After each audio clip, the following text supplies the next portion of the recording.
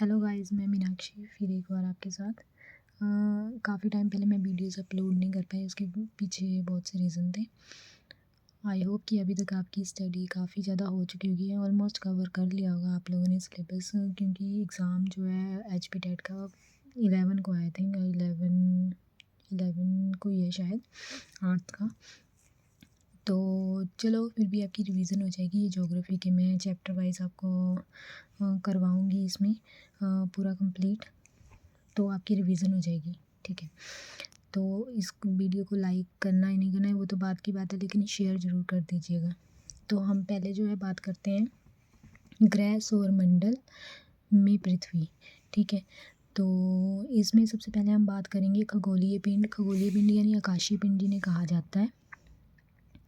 तो एक इतनी सी खगोलीय पिंड के बारे में आप ये बात समझ लीजिए कि सूर्य, चंद्रमा और अन्य प्रकाशमान मतलब कि जो चमकती हैं ऐसी वस्तुएं, जो सारी जो वस्तुएं जो रात के समय में क्या करती हैं, आसमान में चमकती हैं। सूर्य, चंद्रमा और अन्य जो प्रकाशमान पिंड होते हैं जो आकाश में हमें दिखाई देते हैं, चमकते हुए दिखाई देते हैं, उन्हें बोलते हैं हम आकाशीय पिंड, यानी कि उनको बोलते हैं हम खगोलीय पिंड। तो इनमें से जो होते हैं कुछ आकाशीय पिंडों का जो है अपना प्रकाश और ऊष्मा होती है। इनमें से जो ज़्यादातर जो होते हैं खगोलीय पिंड जो होते हैं जिनका जो अपना एक प्रकाश होता है, और उनको हम तारा बोलते हैं। तो सूर्य भी क्या है, एक सूर्य को भी एक तारा बोला जाता है। तो कुछ ऐसे पिंड भी होते हैं जिनका अपना कोई प्रकाश नहीं होता है, वो होते हैं ग्रह। और जिनका अपना कोई प्रकाश होता है, वो जैसे ही हो गया सूर्य, चंद्रमा, अन्य प्रकाशीय पिंड, उनको आकाशीय पिंड कहेंगे। ठीक है, जिनका अपना कोई प्रकाश नहीं होता है वो इन तारों की मदद के इन तारों से प्रकाश जो है लेकर प्रकाशित होते हैं। ठीक है, इतना आपको समझ आ गया होगा। इसके बाद है जो तारों के समूह की निश्चित आकृति, यानी कि तारे जो होते हैं अलग अलग तरह के समूह में बनकर जो आकृतियाँ बनाते हैं उनको तारामंडल कहते हैं, यानी नक्षत्र मंडल कहा जाता है उनको। और ये तारा समूह जो होते हैं धूल, गैस, बादल आदि को गैलेक्सी कहते हैं। तो इसमें मैं आपको बता देती हूँ कि खगोलीय पिंड मेन किसे कहते हैं, जो सूर्य, चंद्रमा या अन्य सभी जो है चमकती वस्तुएं होती हैं, पिंड होते हैं, उनको कहते हैं खगोलीय पिंड। इसके अलावा जो हो जाते हैं कि तारों के जो समूह होते हैं, तारों के विभिन्न समूह जो अलग अलग तरह के क्या करते हैं, आकृतियाँ होती हैं जो दिखाई देती हैं। तारों के समूह में जो आकृतियाँ दिखाई होती हैं, ऐसे ऐसे करके तारे बने होते हैं, आकृतियाँ दिखाई देती हैं, तो उनको हम क्या कहते हैं, नक्षत्र मंडल।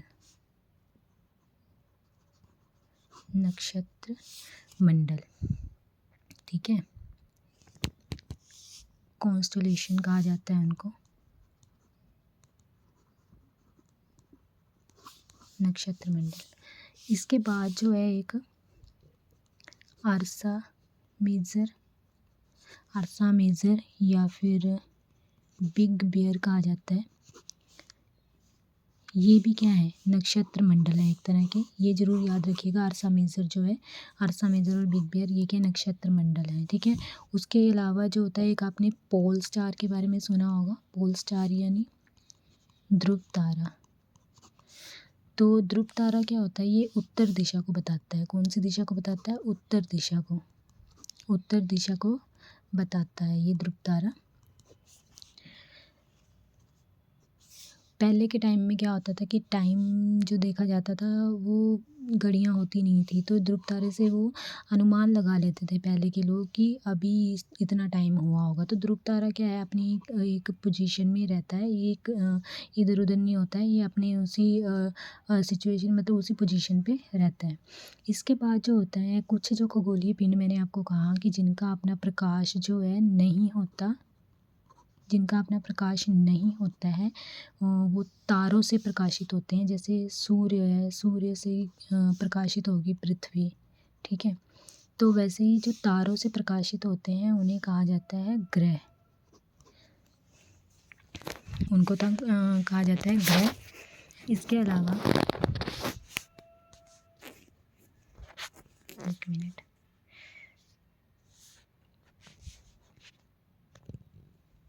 उनको ग्रह कहा जाता है। ठीक है, इसके बाद अब हम बात करते हैं सौरमंडल की। सौरमंडल क्या होता है? सौरमंडल हो गया जैसे सोलर सिस्टम। सौरमंडल क्या होता है? तो सौरमंडल होता है सूर्य और उनके चारों ओर भ्रमण करने वाले जो 8 ग्रह हो गए, उपग्रह हो गए, धूमकेतु, उल्काएं, क्षुद्र ग्रह, संयुक्त, सभी जो क्या है सौरमंडल का एक निर्माण करते हैं। इसमें सौरमंडल में कौन कौन से आ गए?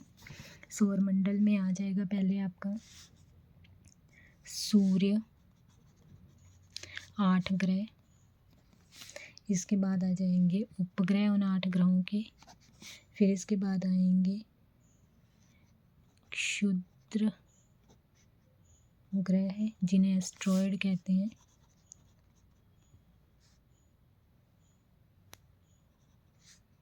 एस्ट्रॉयड्स कहते हैं, आपने सुना होगा ये नाम। और इसके अलावा जो उल्का पिंड है, राइटिंग का कबाड़ा ही हो जाता है, उल्का पिंड, ये सारे मिलकर क्या बनाते हैं? Solar system. ये सारे मिलकर क्या बनाते हैं? एक सोलर सिस्टम बनाते हैं। सौरमंडल का एक परिवार है, मतलब सूर्य का जो परिवार है उसको कहा जाता है, सिंपल भाषा में सूर्य का जो परिवार होता है उसको कहा जाता है सोलर सिस्टम यानी सौरमंडल। ठीक, इसके बाद हम अब बात करते हैं, पहले मैं ये बता देती हूँ गैलेक्सी का, मैंने बताया नहीं आपको। गैलेक्सी क्या होती है? एक मिनट में गैलेक्सी दिखा देती हूँ आपको। गैलेक्सी क्या होती है? ये आपको जो वाइट कलर की जो इर्द गिर्द जो है ये बहुत सारे जो बीच में तारे नज़र आ रही है, इर्द गिर्द जो सफ़ेद चौड़ी पट्टी जो नज़र आ रही है ना, चमकदार जो दिखाई दे रही है, इसी को बोलते हैं गैलेक्सी। ठीक है, इसको बोलते हैं गैलेक्सी यानी कि आकाशगंगा कहा जाता है इसे। ठीक है, लाखों तारों का समूह होता है इसमें, लाखों तारे होते हैं। तो अब हम बात करते हैं ग्रहों की। सूर्य,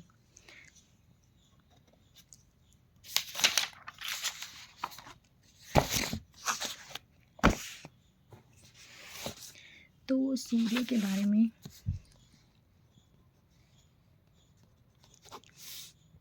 सूर्य, ठीक है, सूर्य क्या है? सौरमंडल के जो है केंद्र में स्थित है। सूर्य जो होता है, सूर्य सौरमंडल के केंद्र में है। सूर्य जो है सौरमंडल के केंद्र में स्थित है। इसके अलावा जो है ये आकार में बहुत बड़ा होता है और अत्यधिक गर्म गैसों से बना होता है। ठीक है, अत्यधिक क्या होता है? अत्यधिक गर्म गैसों से बना होता है। ठीक है, गर्म गैसों से बनता है और बहुत बड़ा होता है। और सौरमंडल में एकमात्र क्या है? ये एकमात्र सौरमंडल में एकमात्र जो है ये लाइट ऊष्मा का स्रोत है। ठीक है, सोर्स है, एकमात्र स्रोत है ये ऊष्मा का प्रकाश का एकमात्र स्रोत है। ठीक, अब जो सूर्य होता है ये पृथ्वी से, सूर्य जो है ये पृथ्वी से 15 करोड़ किलोमीटर दूर है। 15 करोड़ किलोमीटर क्या है? दूर है। और सूर्य के जो सबसे नज़दीक जो तारा पाया जाता है, सबसे नज़दीक जो सूर्य के सबसे नज़दीक तारा पाया जाता है वो उसको बोलते हैं प्रोक्सिमा सेंचुरी। इसके अलावा इसके बारे में और है कि इसकी जो पृथ्वी तक पहुंचने में इसका मतलब इसका जो प्रकाश पृथ्वी तक पहुंचता है वो पहुंचता है 8 मिनट 19 सेकंड। ठीक है, 19 सेकंड में जो है इसका प्रकाश पहुंचता है पृथ्वी तक। सूर्य के बारे में इतना जानिए। उसके बाद हम बात करते हैं ग्रह की। ग्रह की बात करते हैं हम। ये वे आकाशीय पिंड जिनमें अपना प्रकाश नहीं होता, ये मैंने आपको पहले ही बताया था कि जिनका खुद का प्रकाश नहीं होता, जो तारों से जो है प्रकाशित होते हैं, चमकते हैं, उन्हें हम क्या कहते हैं, प्लैनेट कहते हैं, ग्रह कहते हैं। और सौरमंडल के कुल कितने ग्रह हैं? 8 ग्रह हैं। और 8 ग्रह जो हैं, क्योंकि 2006 में प्लूटो को ग्रह के दर्जे से हटा दिया गया। पहले 9 ग्रह कहा जाता था, लेकिन बाद में इसे हटा दिया गया क्योंकि अपनी अपनी कक्षा में सूर्य की परिक्रमा करते हैं। सभी ग्रह जो हैं वो सूर्य की क्या करते हैं? परिक्रमा करते हैं। सूर्य की परिक्रमा करते हैं। सूर्य से दूरी के आधार पर जो है ग्रहों का क्रम जो है वो मैं आपको यहाँ बताती हूँ। जैसे मान लीजिए ये सूर्य है, यहाँ पे आ जाएगा आपका बुध, शुक्र, पृथ्वी, मंगल, मंगल के बाद बृहस्पति, इसके बाद शनि, फिर आ जाएगा आपका अरुण एंड वरुण, यानी कि यूरेनस, और आ जाएगा आपका नेपच्यून। ठीक है, याद करना कैसे है? बुध, अब कोई भी काम अगर घर में कोई भी पूजा वगैरह स्टार्ट करते हैं तो सबसे पहले जो पूजा का अधिकार दिया गया है वो गणेश भगवान जी को दिया गया है। तो गणेश भगवान जी का कौन सा दिन माना जाता है? बुधवार माना जाता है गणेश भगवान जी का। ठीक है, तो ये ऐसे याद रख लेना, बुध सबसे स्टार्टिंग में आएगा बुध। बुध के बाद आप वीरवार को छोड़ दो, यानी कि बृहस्पति को छोड़ दो। बृहस्पति के बाद क्या आ जाएगा? शुक्र। शुक्र के बाद आ जाएगी हमारी पृथ्वी, ठीक है, जो सूर्य से दूरी के अनुसार तीसरे नंबर पर है। उसके बाद हमने जो है बुध से पहले कौन सा आता है? मंगल, वो नहीं लिया था हमने। ठीक है, मंगल, मंगल के बाद बुध, बुध तो है यहाँ पे बीच में। फिर बुध के बाद क्या आया? बृहस्पति। बृहस्पति के बाद आता है शुक्रवार जो है यहाँ पे। शुक्रवार के बाद आ गया शनि, उसके बाद आया यूरेनस और वरुण। ये ऐसे याद रख लेना, बुध, शुक्र, पृथ्वी, फिर मंगल, बृहस्पति, यानी कि बृहस्पति और शनि और अरुण और वरुण। अरुण और वरुण याद रख लेना, क्योंकि कई बार ये होता है कन्फ्यूजन, वरुण पहले अरुण बाद में, ये ऐसा होता है। अरुण जो है वो पहले आता है अ से, ए से याद कर लेना कि अ से जो है ए फॉर एप्पल तो पहले आता है, तो फिर उस अकॉर्डिंग। ठीक है, ये तो थे सूर्य से दूरी के अकॉर्डिंग ग्रह, 8 ग्रह। अब हम बात करते हैं इन 8 ग्रहों की। तो ये 8 ग्रह जो होते हैं, ये सौरमंडल की जो होते हैं, ये 8 ग्रह जो हैं एक निश्चित फिक्स्ड होता है इनका, जो है फिक्स्ड पाथ बोल सकते हैं। फिक्स पाथ्स पे फिक्स्ड एक रास्ता होता है जो सूर्य का ये क्या करते हैं? चक्कर पूरा करते हैं। एक रास्ता पूरा होता है, ये नहीं कि बुध यहाँ से ऐसे चक्कर पूरा कर रहा है तो ये यहाँ पे आ जाएगा, नहीं, ये यहीं से जो है इसका एक पूरा जो है ऑर्बिट बना होता है, कक्षा कहते हैं इसे, जो अपने ही मतलब एक रास्ते पर सूर्य का चक्कर लगा रहे हैं, राउंड लगा रहे हैं, तो इसे ऑर्बिट कहा जाता है। ठीक है, कक्षा कहा जाता है। और बुध जो है वो सूर्य के सबसे क्या है? नज़दीक है। और पृथ्वी सूर्य से तीसरे नंबर पर पृथ्वी है। ठीक है, ये सारे ग्रह जो हैं वो सूर्य की ओर क्या करते हैं? रिवोल्यूशन करते हैं। ठीक है, जब ये ग्रह अपने अक्ष पर चक्कर पूरा करते हैं, अपने ही अक्ष पर घूमते हैं, तब इसे कहा जाता है घूर्णन, यानी रोटेशन। और जब ये सूर्य की का चक्कर पूरा करते हैं तब इसे कहा जाता है परिक्रमण करना, परिक्रमा करनी। तो ये जब हम किसी के इर्द गिर्द चक्कर लगाते हैं, यानी हम उसकी परिक्रमा कर रहे हैं। ठीक है, लेकिन जब कोई अपने ही अक्ष पर क्या कर रहा है? चक्कर लगा रहा है, पूरा कर रहा है, तो उसे हमें घूमना कहते हैं, यानी घूर्णन कहते हैं। ठीक है, रोटेट हो रहा है वो उसी जगह पे। ओके, इस तरीके से ये याद रख लेना। तो हम अब आगे बात करते हैं ग्रहों की। तो एक बात और इसमें याद रखना, जो ये शुक्र और ये यूरेनस है ना, शुक्र और यूरेनस, ये घड़ी की सीधी दिशा, जैसे घड़ी ऐसे है ना, ऐसे घूमती है, ऐसे दिशा में चलती है, सीधी दिशा में सूर्य का चक्कर लगाते हैं, सीधी दिशा में सूर्य का चक्कर लगाएंगे। बाकी जितने भी सारे ग्रह हैं यूरेनस और शुक्र को छोड़कर, वो विपरीत दिशा में चक्कर लगाते हैं, विपरीत दिशा में लगाएंगे। सूर्य की जो विपरीत दिशा होती है ना, वैसे चक्कर लगाते हैं। तो ये जरूर याद रख लेना। ठीक है, पश्चिम से पूर्व की ओर, पश्चिम से जो पूर्व की ओर चक्कर लगाएंगे ये। तो ये था। अब हम ग्रहों की बात करते हैं। पहला ग्रह जो है हमारा वो आ जाता है बुध। ठीक है, पहला जो ग्रह हमारा आ जाता है वो आता है बुध।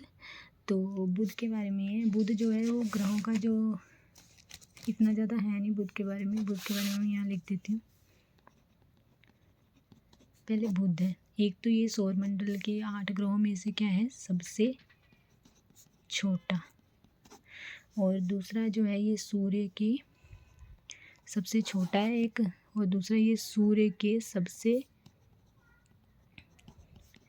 निकट है, ठीक है। और ये सूर्य का एक चक्कर जो है अपना जो पूरा करता है, सूर्य के इर्द गिर्द जो घूमता है, इसका एक चक्कर जो है 88 दिन में कंप्लीट करता है, 88 दिन में पूरा करता है। बस इसके बारे में इतना ही जानना है। उसके बाद ये भी जान लो कि इसका अपना कोई उपग्रह नहीं है जो इसकी परिक्रमा करे, वो इसका कोई ऐसा उपग्रह नहीं है। इसके बाद आ जाता है आपका शुक्र। तो शुक्र जो है इसको भोर का तारा भी कहा जाता है, पृथ्वी की बहन भी कहा जाता है। पृथ्वी की बहन इसलिए कहा जाता है क्योंकि आकार में कहीं ना कहीं पृथ्वी की बहन कहा जाता है। आकार में कहीं ना कहीं जो क्या है, पृथ्वी की तरह ही है, पृथ्वी में की तरह ही है आकार में ये बिल्कुल, इसलिए इसे पृथ्वी की बहन कहा जाता है। साथ में इसे सबसे गर्म ग्रह भी कहा जाता है। इसके बाद इसे सुंदरता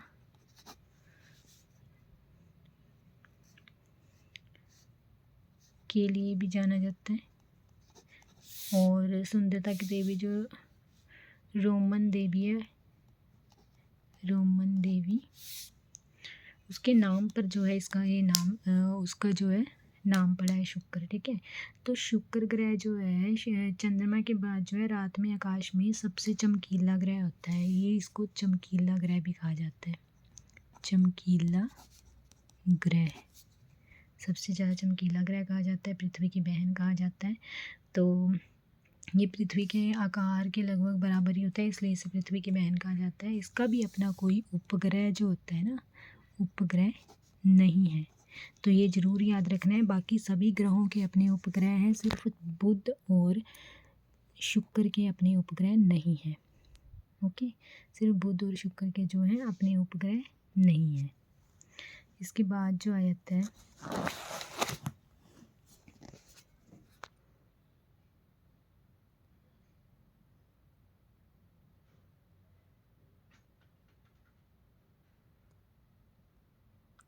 लाइट का क्या है,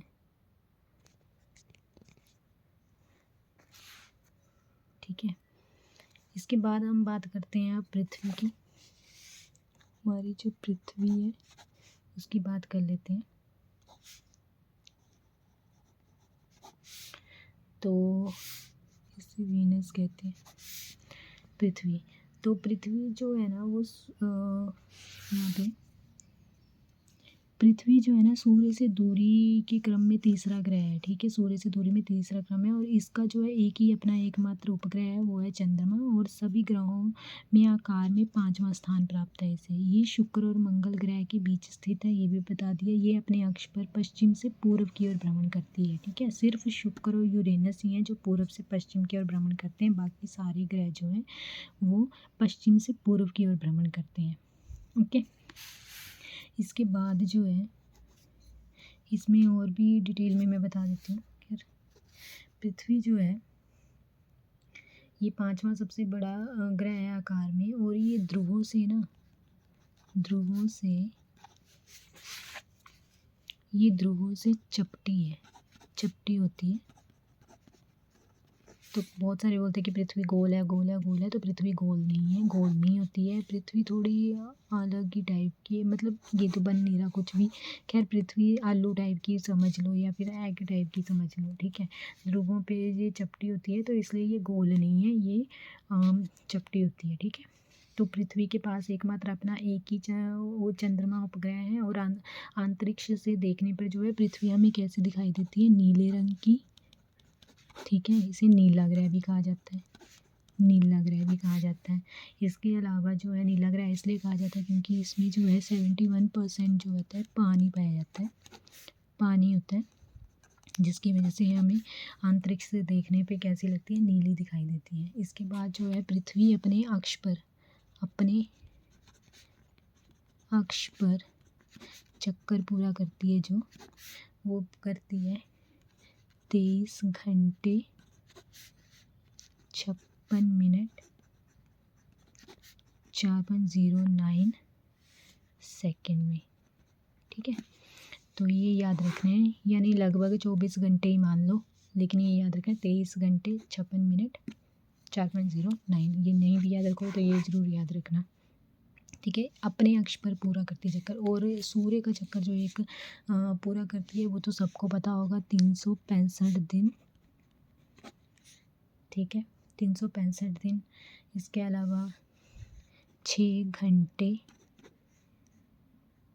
48 मिनट। अलग अलग बुक्स में अलग अलग भी दिया हुआ है ये NCERT के अकॉर्डिंग ये बता रही हूँ मैं, NCERT के अकॉर्डिंग बता रही हूँ। उसमें ये दिया है 365 दिन 6 घंटे और 48 मिनट। ठीक है, और 45.51 सेकेंड। ओके, मैं पूरा कर लेती है ये पृथ्वी का चक्कर एक पूरा करती है।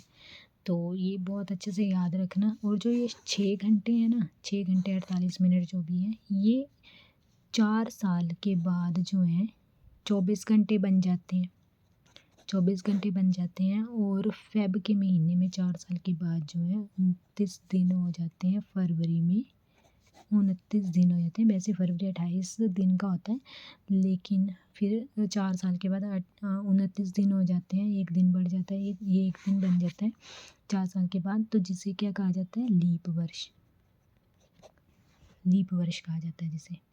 ठीक है, आई होप आपको ये क्लियर हो गया होगा यहाँ तक। इसके बाद हम बात करते हैं, पृथ्वी का एक ही उपग्रह है चंद्रमा। ठीक है, ये याद रखना। इसके बाद हम आ जाते हैं बात मंगल पे। तो मंगल जो है, मंगल ग्रह का नामकरण रोमन युद्ध के देवता के नाम पे किया है। इतना कुछ याद करने की जरूरत नहीं है, ये सीधा है। आयरन ऑक्साइड की, लोहा ऑक्साइड जो होता है उसकी उपस्थिति के कारण जो है ये लाल रंग का दिखाई देता है, वो इसलिए इसको क्या कहा जाता है, लाल ग्रह कहा जाता है। ठीक है, तो इसके जो है उपग्रह जो है मंगल की,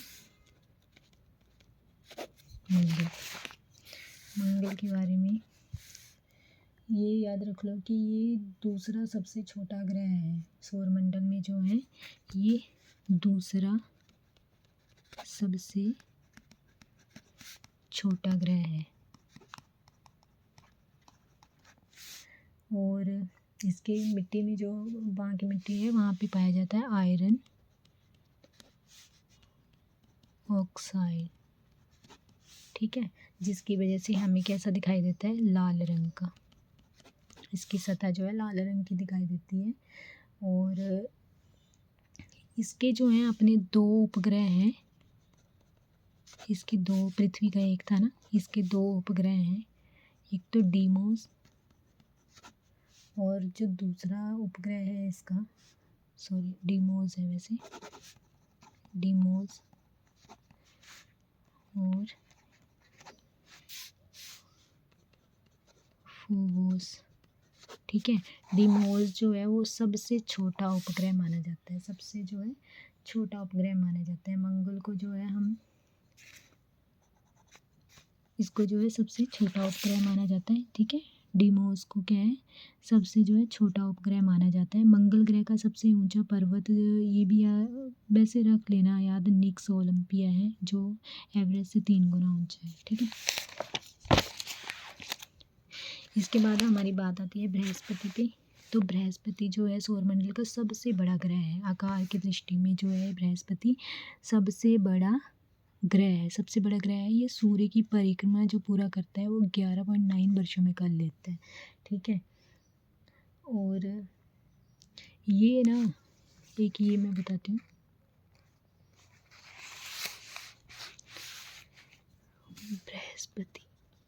बृहस्पति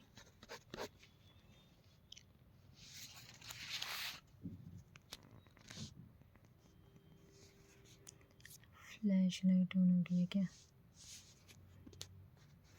मे बी।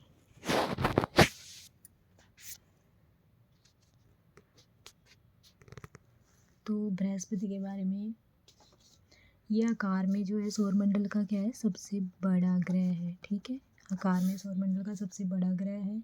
इसके बाद जो है ये अपने अक्ष पर जो है ना, अपने अक्ष पर जो घूमता है, मतलब घूर्णन करता है, ये सबसे तेज करता है, सबसे फास्ट करता है घूर्णन। ये कर लेता है 9 घंटे। ठीक है, 9 घंटे 56 मिनट में क्या कर लेता है, ये अपने अक्ष पर चक्कर अपना पूरा कर लेता है एक।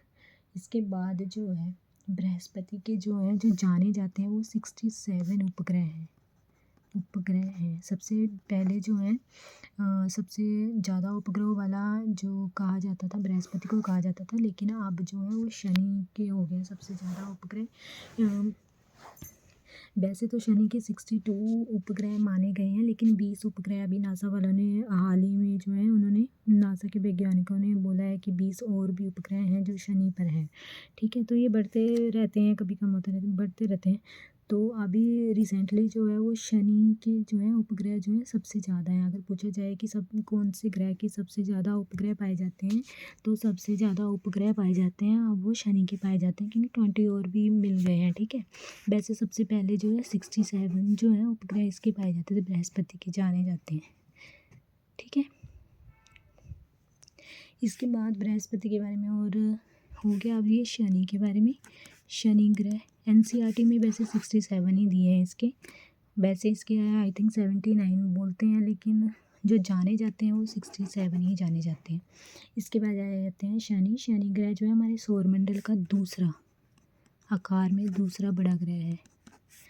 और इस ग्रह के चारों ओर जो पाया जाता है वो बल्ले पाया जाता है, चारों ओर इस ग्रह के चारों ओर बल्ले पाया जाता है।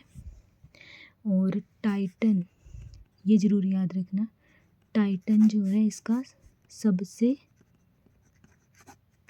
बड़ा उपग्रह है, इस ग्रह का उपग्रह है टाइटन, इस ग्रह का सबसे बड़ा उपग्रह है। ठीक है, वैसे इसके अभी तक जो माने जाते हैं शनि ग्रह के उपग्रह 62 ही माने जाते हैं, लेकिन 20 अभी आ गए हैं, रिसेंटली बोला है, अभी उनको शायद मान्यता मिली है या नहीं मिली है। फ़िलहाल तक एनसीईआरटी में 62 ही दी है। ठीक है, इसके बाद हम बात करते हैं अब अरुण की।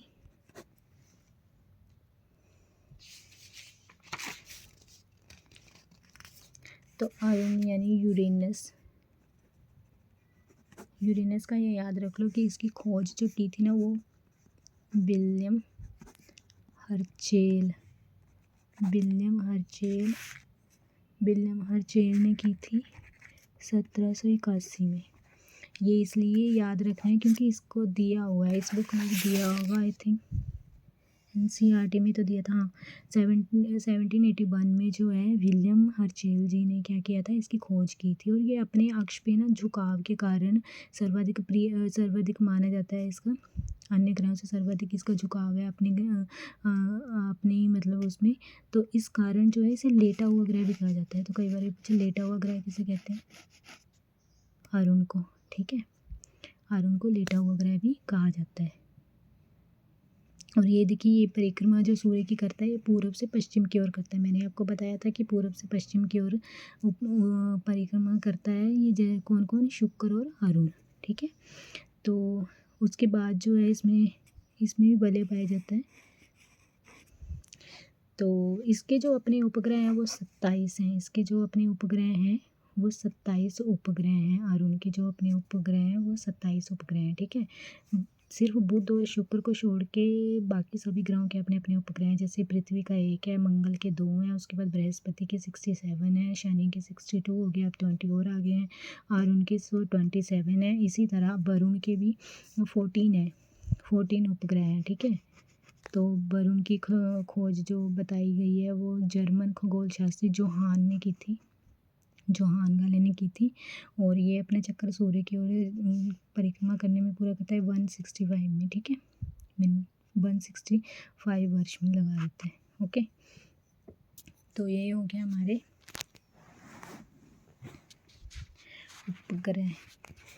उपग्रह के बारे में डिस्कशन और ग्रहों के बारे में। तो अब हम इसके बाद पढ़ लेते हैं पृथ्वी के बारे में मैंने आपको बता दिया है। पृथ्वी के बारे में वायुमंडल में ऑक्सीजन पर्याप्त मात्रा में उपस्थित है, ठीक है। और जल की उपलब्धता होने के कारण इसे नीला ग्रह कहा जाता है, ये भी बता दिया मैंने आपको। और जिस पर जीवन पाया जाता है, ये एकमात्र ग्रह है जिस पर हम जिंदा रहते हैं। इसके बाद जो है इसकी गतियाँ, अपने अक्ष पर ये इतनी डिग्री झुकी हुई है और 70 से 66, ये मैं बाद में आपको समझाऊंगी आगे। घूर्णन गति, रोटेशन, ये भी मैंने आपको बताया कि जब अपने ही अक्ष पर जो है पृथ्वी घूर्णन करती है यानी घूमती है, तो उसे कहा जाता है रोटेशन यानी घूर्णन गति कहा जाता है, ठीक है। पश्चिम से पूर्व से लट्टू की भांति घूमती रहती है, तो इसे कहा जाता है घूर्णन। इसके बाद जो है इसके कारण क्या होता है, दिन रात होते हैं, और ये गति को दैनिक गति भी कहते हैं, ठीक है। ये 23 घंटे 56 मिनट में जो है अपना एक चक्कर पूरा कर लेती है, ये मैं पहले बता दिया। परिक्रमण क्या होता है, वार्षिक गति जो 365 दिन 6 घंटे में चक्कर पूरा करती है, ये सूर्य का, ठीक है, जिसे परिक्रमा कहते हैं। ये मैंने एक्सप्लेन कर दिया था। इसके बाद आ जाते हैं पृथ्वी की आंतरिक संरचना कैसे हुई है, मतलब कि किन किन चीज़ों से बनी हुई है। ये क्रस्ट, मेंटल और कोर से। तो क्रस्ट क्या होता है, भू परपटी कहते हैं आई थिंक इसको, हाँ, भूपर्पटी, ठीक है। तो भूपर्पटी पृथ्वी की सबसे ऊपरी सतह होती है, ये ऊपरी संरचना होती है। इसकी मोटाई 100 किलोमीटर जानी जाती है, ठीक है। और भूपर्पटी जो है हल्के तत्वों से बनी होती है, एक तो सिलिका और एल्यूमिनियम से बनी होती है, जिसके कारण इसको कहा जाता है सियाल, ठीक है। जब सिलिका और एल्यूमिनियम से बनती है तो इसको सियाल कहा जाता है, ठीक है। और निचली पूर्व भूपर्पटी और ऊपरी भूपर्पटी में इसे बांटा गया है, 2 भागों में बांटा गया है। ये जरूर याद रखना है सियाल का, कि सिलिका और एल्यूमिनियम से बनी होती है, इस करके सियाल कहते हैं। इसके बाद आ जाता है मेंटल। भूपर्पटी की से नीचे जब जाते हैं तो वो मेंटल कहा जाता है उसे, ठीक है, दूसरा मेंटल नहीं। और ये 100 किलोमीटर से ऊपर होती है। ये 2 भागों में बांटा गया है। निचले मेंटल का घनत्व और ऊपरी मेंटल से अधिक होता है। जो निचले मेंटल का जो घनत्व है ऊपरी मेंटल से क्या होता है, अधिक होता है, ऑब्वियस सी बात है। और इसमें जो है सिलिका और मैग्नीशियम की प्रधानता पाई जाती है। ऊपर क्या था, सिलिका और एल्यूमिनियम था, यहाँ पे सिलिका और मैग्नीशियम की पाई जाती है ज़्यादा, ठीक है। इसके बाद जो आ जाता है कोर होता है सबसे आंतरिक संरचना, सबसे निचली जो होती है संरचना, ठीक है। 2900 किलोमीटर से शुरू हो जाती है। इसका एक ही पॉइंट आपने याद रखना है, ये कि कोर में निकेल और लोहा की प्रधानता ज़्यादा पाई जाती है, इसलिए इसे नीफे कहा जाता है। बस ये याद रखने वाला है कि क्रस्ट में क्या है, सिलिका और एल्यूमिनियम जो है पाया जाता है। क्लियर नहीं आ रही, सिलिका और एल्यूमिनियम पाया जाता है, जिसके कारण क्या आ जाती है, ये इसे सियाल कहा जाता है। और मेंटल में जो है सिलिका और मैग्नीशियम पाया जाता है। मैग्नीशियम याद रखना है, मेंटल यानी मैग्नीशियम, ठीक है। और कोर में क्या है पाया जाता है, निकेल और लोहा की उपस्थिति होती है, इसे नीफे कहा जाता है, ठीक। यहाँ तक ये हो गया क्लियर। अब हम बात करते हैं कि मैंने ये बताया था ना क्षुद्र ग्रह, ठीक है। क्षुद्र ग्रह होता क्या है, ठीक है। क्षुद्र ग्रह के बारे में बात करते हैं।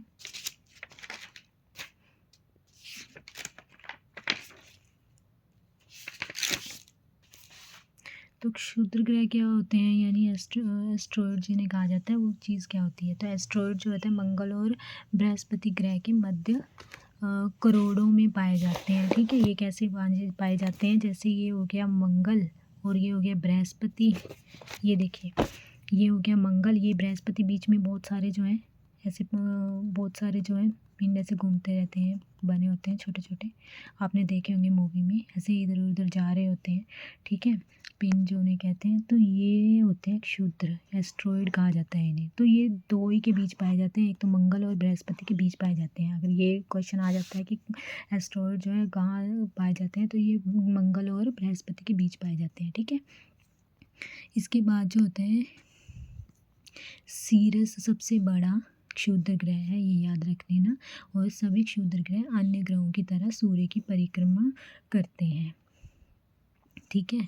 सूर्य की परिक्रमा करते हैं सभी क्षुद्र ग्रह जो है अन्य ग्रहों की तरह सूर्य की परिक्रमा करते हैं। उसके बाद आ जाता है धूमकेतु। धूमकेतु जो होता है उसको बोलते हैं पुच्छल तारा भी बोलते हैं। तो पुच्छल तारा क्या होता है, बर्फ़, धूल और गैस से बने हुए आकाशीय पिंड होते हैं। ठीक है, ये आकाशीय पिंड होते हैं, बर्फ़ और धूल से बने हुए हैं। धूमकेतु एक पुच्छल तारे के नाम से जाने जाते हैं। इनकी लंबी पूंछ होती है। क्यों होती है, सूर्य की तरफ जो है इसका मुंह होता है और पीछे इसकी पूंछ होती है। तो जब सूर्य का प्रकाश पड़ता है तो ये पूंछ क्या है और चमकने लग जाती है, इसलिए इसे पुच्छल तारा कहा जाता है। क्लियर। पुच्छल तारे के बाद अब बात आती है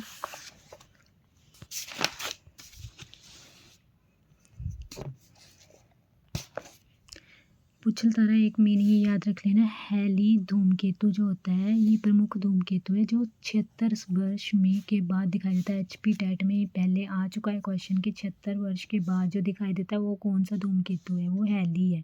ठीक है, और ये आखिरी बार जो है वर्ष 1986 में देखा गया था। ठीक, इसके बाद जो आता है उल्का। उल्का क्या होते हैं, धूल और गैस से बने हुए होते हैं आकाशीय पिंड जो होते हैं। ये मेन आपने याद रखना है। तो ये होते हैं छोटे छोटे पत्थरों के टुकड़े होते हैं जिन्हें उल्का कहा जाता है। ठीक है, उल्का पिंड कहा जाता है। छोटे छोटे ग्रह जो होते हैं ना, छोटे छोटे पत्थरों के छोटे छोटे टुकड़े होते हैं, उनको कहा जाता है। तो कभी कभी ये क्या होते हैं, उल्का पिंड जो है पृथ्वी पर गिरने लग जाते हैं, लेकिन जो है एक जो वायुमंडल की परत आती है ना जिसमें ये जाते ही वहाँ पे जल जाते हैं और आतिशबाजी की तरह नज़र आते हैं। ठीक है, तो ये याद रखना है आपने। ठीक है, तो ये हो गया। ठीक, उसके बाद उल्का का पता चल गया ना, छोटे छोटे आकाशीय पिंड होते हैं धूल गैस के बने हुए, उनको कहते हैं उल्का। ये कभी कभी गिरने की परिस्थिति में भी होते हैं लेकिन गिरते नहीं हैं फिलहाल तक। अगर गिर गया एक भी तो फिर पृथ्वी का कुछ भी नहीं बचेगा, लेकिन वायुमंडल की तक पहुंचने से पहले ये जल जाते हैं।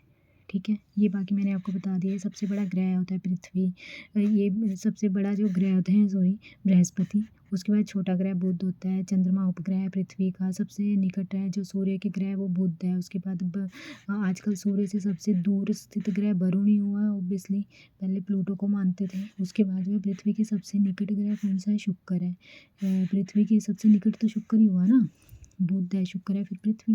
तो सबसे चमकीला ग्रह भी शुक्र को कहा जाता है। सबसे चमकीला जो तारा पूछे तो वो साइरस है। ठीक है, इसके बाद जो है सबसे अधिक ठंडा ग्रह कहा जाता है वरुण को। ये याद रख लेना, सबसे ज़्यादा ठंडा ग्रह जिसे कहा जाता है वो वरुण को कहा जाता है।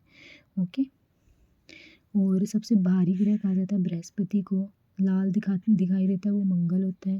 और सौरमंडल का सबसे बड़ा जो उपग्रह है वो गैनीमेड है। ये भी याद रख लेना, गैनीमेड ये बृहस्पति का उपग्रह है। और सौरमंडल का सबसे छोटा उपग्रह डीमोस, ये मंगल का है। बाकी नीला ग्रह, बोर का तारा, ये सब।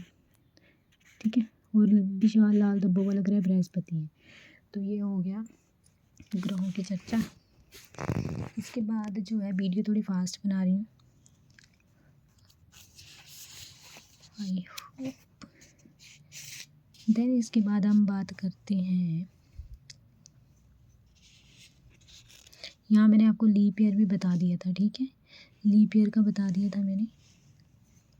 अब बात करेंगे हम चंद्रमा के बारे में। चंद्रमा जो है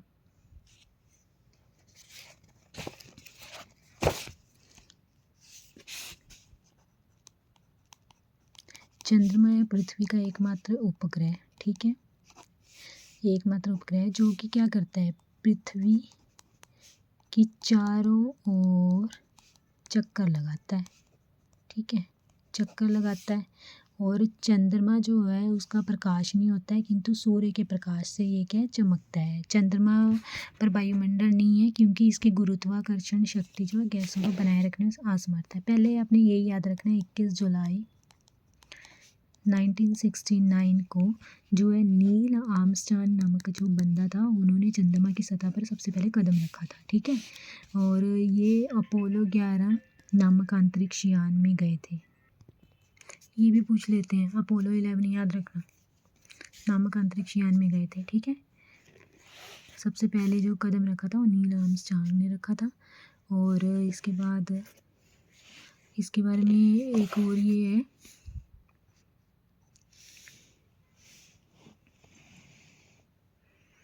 चंद्रमा की जो दूरी है लगभग पृथ्वी से जो चंद्रमा की दूरी है वो है 3,84,400, ठीक है, किलोमीटर की दूरी है। और चंद्रमा का वैसे अपना कोई प्रकाश होता नहीं है, लेकिन सूर्य के प्रकाश से ये थोड़ा प्रकाशित होता है। तो ये जो प्रकाश है ये पृथ्वी पर पहुंचता है 1.25 सेकंड में पहुंच जाता है, ठीक। इसके बाद और है जो पृथ्वी का चक्कर ये पूरा करता है, चंद्रमा जो पृथ्वी का चक्कर पूरा करता है वो करता है 27 दिन 7 घंटे और 43 मिनट, ठीक है। 27 दिन 7 घंटे 43 मिनट में पृथ्वी तक इसका जो है मतलब 1 महीने के अराउंड मान लीजिए आप, 1 महीना तो नहीं, 27 दिन है, ठीक है, चक्कर पूरा कर लेता है। इसके बाद जो आता है एक और मैं आपको बता देती हूँ, प्लूटो का पूछे ना, प्लूटो जो है ना एक कुइपर बेल्ट होती है, कुइपर बेल्ट कहा जाता है जिसको, सौरमंडल में आखिरी सिरे पर एक तश्तरी की तरह बनी होती है। एक तश्तरी देखी है ना सौरमंडल में, वाइट कलर की चमकती है, एक तश्तरी जैसी बेल्ट दिखाई देती है ऐसे गोल गोल तरह की, बीच में वो होते हैं, यहाँ बहुत सारे घूम रहे होते हैं आकाशीय पिंड। तो तश्तरी को क्या कहा जाता है, कुइपर बेल्ट कहा जाता है, ठीक है, कुइपर बेल्ट कहा जाता है, जिसमें प्लूटो इसी कुइपर बेल्ट में है, ठीक है, बस इतना याद रख लीजिएगा। इसके बाद हम बात करते हैं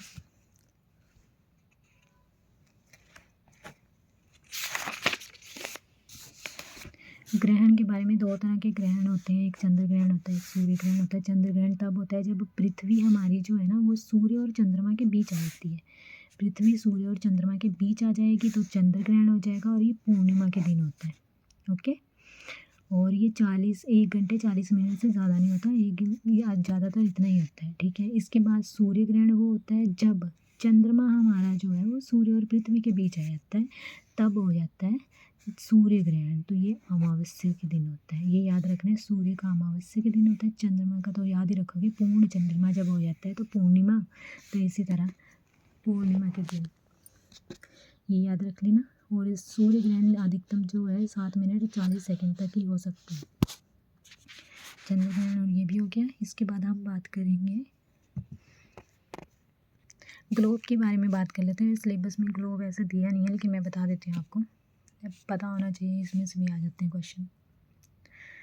तो जो ग्लोब है ना वो एक इमेजिनरी लाइन यानी कि काल्पनिक रेखा बोलते हैं, ठीक है, जो 2 भागों में ग्लोब को क्या करते हैं, डिवाइड। मैं ये बता देती हूँ, आपने ग्लोब तो देखा ही होगा, ग्लोब देखा है, ग्लोब के बीच में एक लाइन होती है बीच में, जिसे इक्वेटर कहा जाता है, यानी कि विषुवत, ठीक है, वृत्त, विषुवत वृत्त कहता है। ये 2 भागों में क्या करती है, ग्लोब को बांटती है। ऊपरी सिरा होता है उसको कहा जाता है उत्तरी, और दक्षिणी से जो निचला सिरा होता है उसको कहा जाता है दक्षिण, ठीक है, दक्षिणी। तो ये बिल्कुल क्लैरिटी से समझ लेना, क्योंकि इससे बहुत फ़ायदे होंगे, बहुत सारे क्वेश्चन इसमें से निकल जाते हैं। तो जो विषुवत जो वृत्त है ये होता है इक्वेटर बीच में, इससे 23 1.5 ऊपर चलेंगे तो कर्क रेखा है, यहाँ पे कर्क रेखा गुजरती है, यहाँ पे कर्क रेखा। इसके थोड़े 66 1.5 चलेंगे तो यहाँ पे ये बन जाता है हमारा आर्कटिक, हाँ आर्कटिक ही बनता है, आर्कटिक वृत्त, आर्कटिक वृत्त यानी बन जाता है, ठीक है, इसको 66 पे। इससे नीचे 23 1.5 आएंगे तो ये मकर रेखा हो जाएगी, मकर रेखा। 66 1.2 आएंगे तो ये आ जाएगा अंटार्कटिका। अंटार्कटिका कैसे लिखते हैं, 1 मिनट,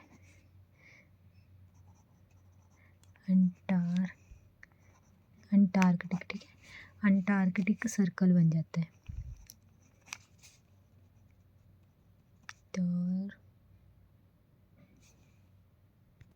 अंटार्कटिका ऐसे, ठीक है।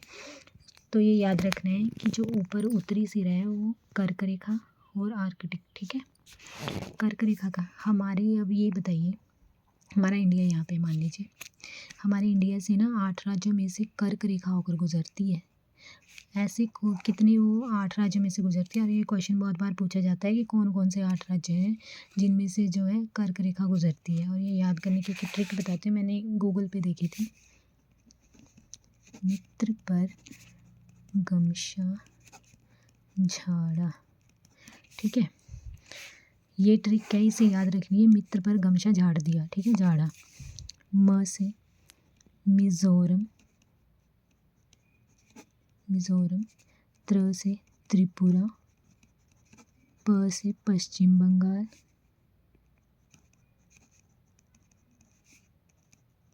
ग से गुजरात, म से मध्य प्रदेश, श से छत्तीसगढ़, झ से झारखंड। 1 2 3 4 5, एक मिनट, र से राजस्थान भी है, सॉरी एक छूट गया, राजस्थान, ठीक है। मिजोरम, त्रिपुरा, पश्चिम बंगाल, राजस्थान,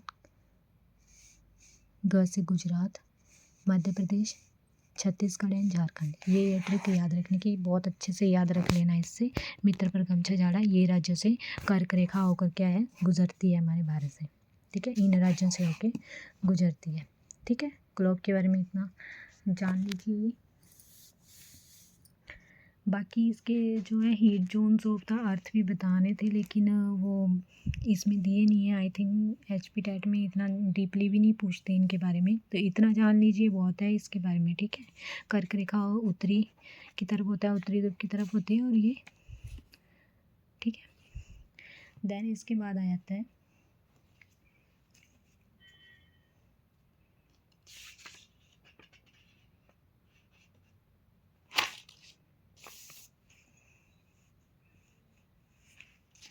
आपके ये देखिए, हिमाचल की TGT की बुक है, इसमें कुछ दिया नहीं है ऐसे, देशांतर वगैरह दिया नहीं है। अगर दिए होते तो मैं आपको समझा देती हूँ।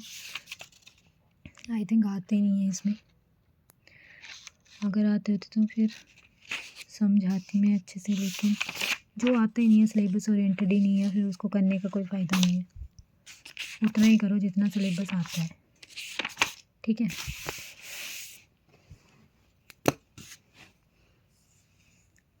अब इसके बाद जो है हम बात करते हैं हमारे जो प्राकृतिक पर्यावरण है। प्राकृतिक पर्यावरण एक व्यापक संकल्पना है, संपूर्ण ब्रह्मांड की गौतक है, परंतु सामान्यतः ये केवल पृथ्वी तक सीमित नहीं है। अब इसमें जो है ना, प्राकृतिक पर्यावरण में जो आ जाता है हमारा स्थल मंडल। हमारे प्राकृतिक पर्यावरण में आ जाता है स्थल मंडल, जलमंडल, वायुमंडल, जैव मंडल यानी जीव मंडल, ठीक है। तो हमारा स्थल मंडल क्या है, स्थल मंडल किसे कहते हैं, स्थल मंडल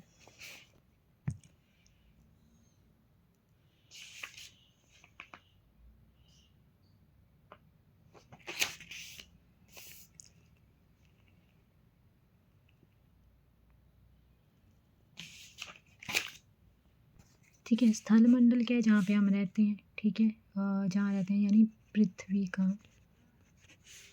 ठोस भाग, पृथ्वी का जो है ठोस भाग जहाँ पे हम रहते हैं उसको कहा जाता है भूमंडल, यानी कि स्थल मंडल कहा जाता है, ठीक है। सागर महासागर की सतह सब कुछ सम्मिलित होता है जिसमें, ठीक है। ये मोटाई आपको याद रखने की जरूरत नहीं है, इतना तो पूछते भी नहीं है। तो ये हो गया जहाँ पे हम यानी कि पृथ्वी की जो समस्त बाहरी भूपटल, जब मतलब ऊपर की जो सतह होती है, सागर महासागर सबको मिला के क्या हो जाता है स्थल मंडल, जहाँ पे हम रहते हैं, जीवन पॉसिबल है, ठीक है। तो पृथ्वी, यहाँ पे जो है भूमंडल जो है गैस की परतें जो पृथ्वी को चारों ओर से घेरती हैं। अब आगे जो आ जाता है चारों ओर से जो पृथ्वी की ऐसी गैसें पाई जाती हैं ना पृथ्वी पर, जो चारों ओर से पृथ्वी को घेरती हैं, उसे कहते हैं वायुमंडल, ठीक है, वायुमंडल। और जलमंडल तो आपको पता ही है, जलमंडल क्या है, जहाँ जल वगैरह पाया जाता है, ठीक है। जलमंडल हो गया, जल पाया जाता है, जल से पृथ्वी का वह भाग जो जल से ढका होता है।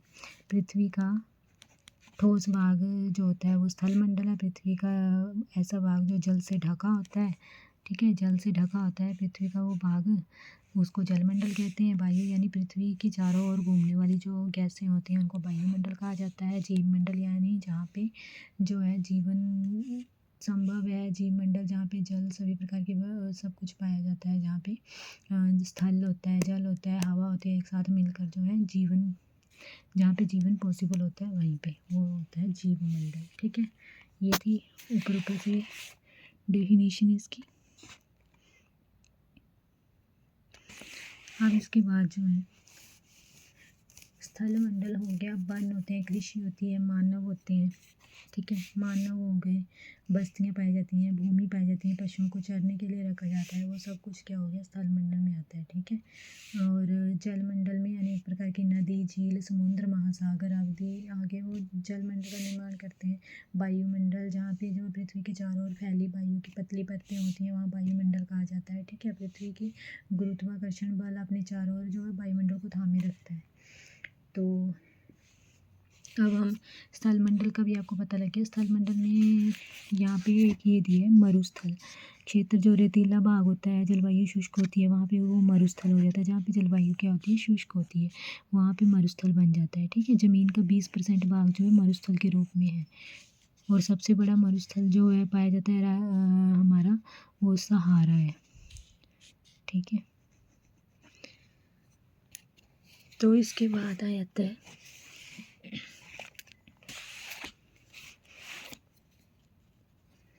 इसके बाद हम बात करते हैं जलमंडल की। तो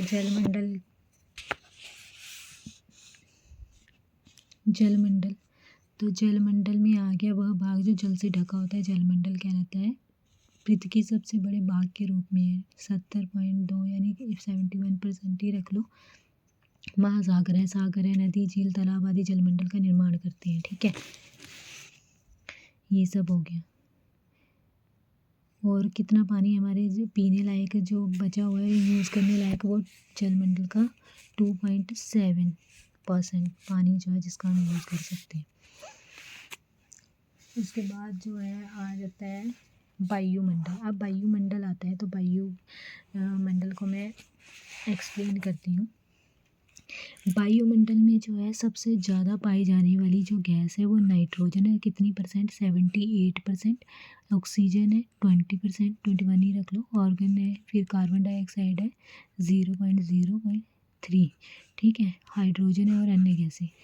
इसके बाद जो है वायुमंडल को 5 स्तरों पे डिवाइड किया हुआ है। तो 5 स्तर कौन कौन से हैं डिवाइड करके बता देते हैं। पहला आ जाएगा आपका क्षोभ मंडल, फिर आ जाएगा आपका समताप मंडल, मध्य मंडल, उसके बाद आ जाएगा आपका आयन मंडल और बरही मंडल, ठीक है।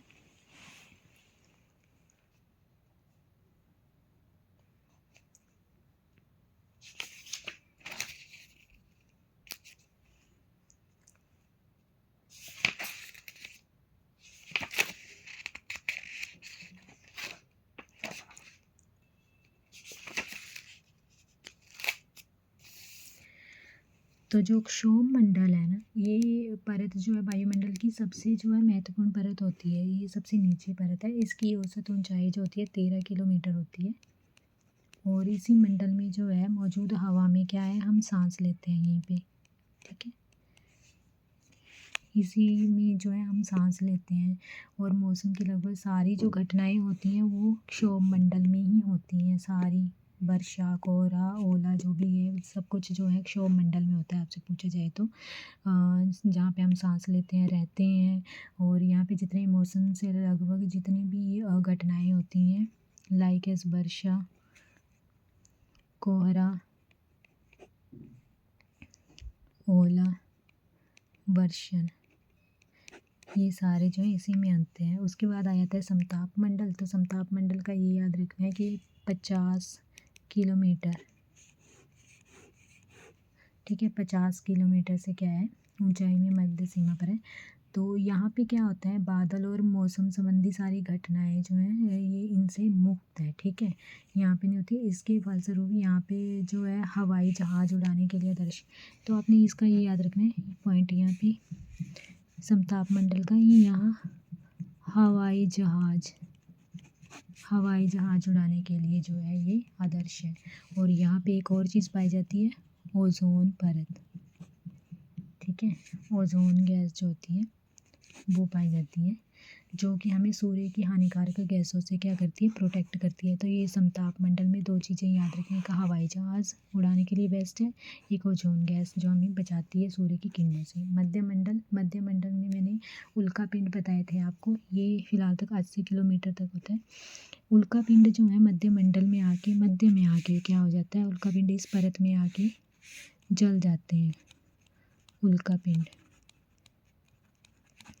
ये उल्का पिंड के लिए फेमस है मध्य मंडल, उल्का पिंड यहाँ आके जल जाते हैं, बस इसका ये याद रखना। उसके बाद जो है आयन मंडल जो है, आयन मंडल में क्या है, ये 80 से 400 किलोमीटर होता है, 400 किलोमीटर होता है आयन मंडल। और आयन मंडल में जाना जाता है रेडियो संचार के लिए, ठीक है, ये इसका याद रखना है, रेडियो संचार के लिए जाना जाता है। उसके बाद आता है बरही मंडल। बरही मंडल जो है सबसे ऊपरी परत होती है और बहुत ही वायु की पतली परत होती है, और इसमें जो है गैसें पाई जाती हैं, एक हीलियम और हाइड्रोजन, ठीक है, जो अंतरिक्ष में तैरती रहती हैं, हल्की गैसें होती हैं ये पाई जाती है। तो आपने ये याद रखना है, क्षोभ मंडल में मौसम संबंधी जितनी भी घटनाएं होंगी वो क्षोभ मंडल में होंगी। समताप मंडल में हवाई जहाज उड़ा सकते हैं और ओजोन गैस पाई जाती है, ठीक है। मध्य मंडल में उल्का पिंड आके जल जाते हैं, और आयन मंडल में रेडियो संचार, यहाँ से सैटेलाइट वगैरह जो है, जहाँ इसके माध्यम से हम जो है रेडियो संचार का वो कार्यक्रम वगैरह देखते हैं। और ये बरही मंडल, हीलियम और हाइड्रोजन गैस पाई जाती है, ठीक है। ये हो गया हमारे वायुमंडल की परतें। बाकी आ जाता है आगे जीव मंडल।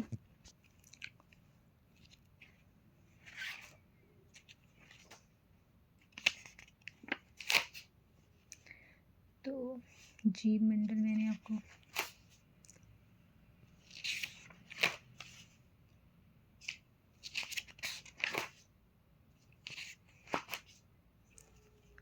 ठीक है, आगे आ जाता है हमारा जीव मंडल। तो जीव मंडल में जल मंडल होता है, ठीक है, स्थल मंडल होता है, वायुमंडल होता है, सारे होते हैं इसमें, मिक्स होते हैं जिसमें, ठीक है, ये सब कुछ आ जाता है जीव मंडल में।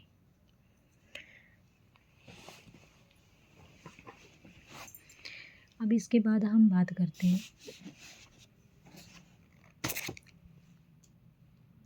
इसके बाद हम बात कर लेते हैं मौसम की। मौसम वायुमंडल में होने वाली स्थिति है जो बहुत थोड़े ही समय में घटित और परिवर्तित हो जाती है, ठीक है, थोड़े समय में तूफान आ जाता है, कभी क्या हो जाता है। जलवायु, किसी विस्तृत क्षेत्र की औसत मौसम दशाओं में, जो मौसम की दशाएं हैं उनमें परिवर्तन को उस स्थान की जलवायु, क्लाइमेट कहते हैं, ठीक है, जलवायु कहते हैं। तो